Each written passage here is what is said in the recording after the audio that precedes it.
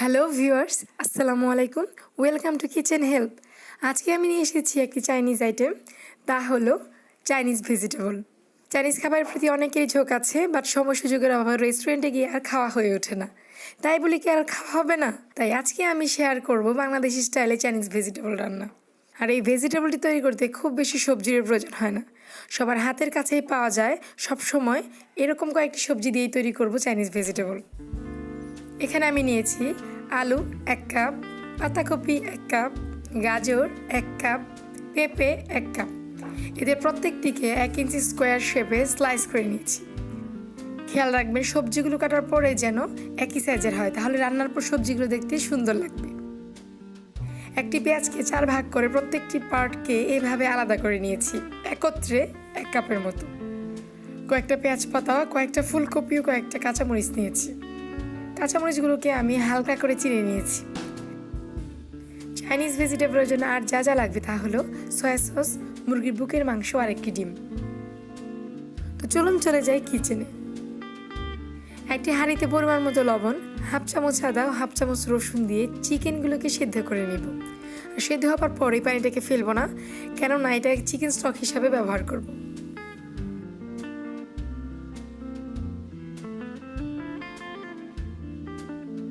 অপরদিকে প্রত্যেকটা সবজিকে আলাদা আলাদা করে হালকা সেদ্ধ করে নেব। হালকা সেদ্ধ হয়ে গেলে চুলা থেকে নামিয়ে ফ্রিজে ঠান্ডা পানিতে সঙ্গে সঙ্গে ধুয়ে নেব, নাহলে সবজিগুলো বেশি সিদ্ধ হয়ে যাবে। আপনারা একটু কষ্ট করে প্রত্যেকটা সবজি আলাদাভাবে সেদ্ধ করে নেবেন, তা না হলে কিন্তু সবজি রান্না করার পর নেচারাল কালারটাই নষ্ট হয়ে যাবে। চাইনিজ ভেজিটেবল রান্না করার জন্য আপনারা ননস্টিক প্যান ইউজ করবেন, এতে আপনাদের রান্নাটা ইজি এবং পারফেক্ট হবে।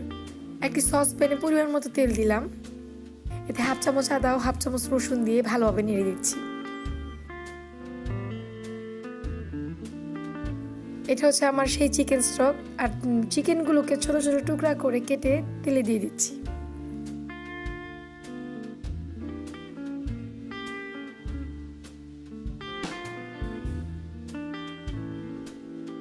চিকেনগুলো হালকা ভাজা হয়ে গেলে এক পাশে রেখে আবার তেল দিয়ে এর মধ্যে ডিম দিয়ে দিব। ডিমটা কিন্তু শক্ত হয়ে গেলে হবে না, নরম করে ভাজতে হবে। সেজন্য আলতোভাবে চেপে চেপে এটাকে ভেজে নেব। হালকা ভাজার পর ডিম আর মাংসটাকে একত্রে আর একটু ভেজে নেব। আমার নতুন নতুন রান্নার আপডেট পেতে আমার চ্যানেলটিকে সাবস্ক্রাইব করবেন এবং পাশের বেল আইকনটি চাপবেন, তাহলে নোটিফিকেশনের মাধ্যমে আপডেট পেয়ে যাবেন। চিকেনটা ভাজা হয়ে গেছে, তাই সবজিগুলোকে স্টেপ বাই স্টেপ দিয়ে দিব। খেয়াল রাখবেন যে সবজিগুলো সিদ্ধ হতে সময় বেশি নেয়, সেইগুলো একটু আগে দেওয়ার চেষ্টা করবেন।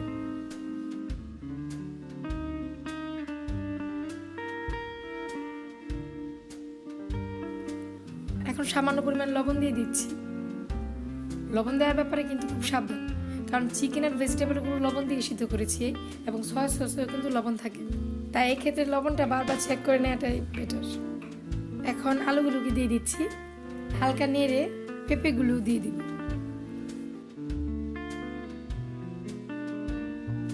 চুলার আঁচ কমিয়ে আর কিছুক্ষণ নাড়তে থাকবো। আমার এই রান্নাটি নিয়ে যদি আপনাদের কোনো মন্তব্য থাকে তাহলে অবশ্যই কমেন্টস করে জানাবেন, আমি সেটার উত্তর দেওয়ার চেষ্টা করব।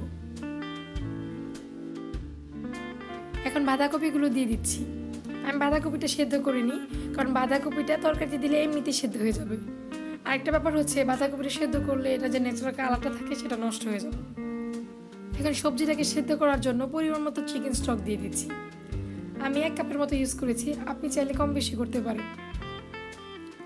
আমার এই ভিডিওটি অবশ্যই আপনার ফ্রেন্ডস এন্ড ফ্যামিলির সাথে শেয়ার করবেন, এতে তারাও ইজিয়েস্ট রেসিপিটা পেয়ে যাবে।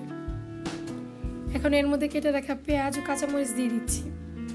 আমি এখানে মুরগি ইউজ করে ভেজিটেবলটা রান্না করেছি, আপনারা চাইলে মুরগির পরিবর্তে গলদা চিংড়িটা ইউজ করতে পারেন।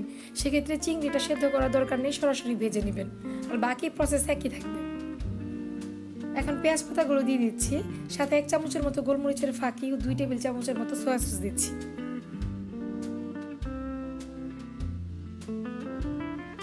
এখন এগুলোকে আলতোভাবে নেড়ে দিব। আই হোপ যাদের বাসার কাছের বাজারে ক্যাপসিকাম পাওয়া যায় না বলে তারা চাইনিজ ভেজিটেবলটা কখনো ট্রাই করেনি, তারা আমার রেসিপি দেখে অবশ্যই এটা ট্রাই করবে, কেননা ক্যাপসিকাম ছাড়াও এই ভেজিটেবলটি রান্না করা যায়।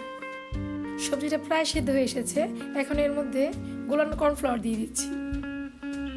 এই কর্নফ্লাওয়ারটা আমি চিকেন স্টক দিয়ে গুলিয়ে নিয়েছি। এর পরিমাণ হবে 2 টেবিল চামচ কর্নফ্লাওয়ার, হাফ চামচ চিকেন স্টক। এই কর্নফ্লাওয়ারটা গুলোর সময় খেয়াল রাখবেন চিকেন স্টকটা যেন খুব গরম না হয়। আর কর্নফ্লাওয়ারটা খুব বেশি ইউজ করবেন না, তাহলে সবজিটা শক্ত হয়ে যাবে।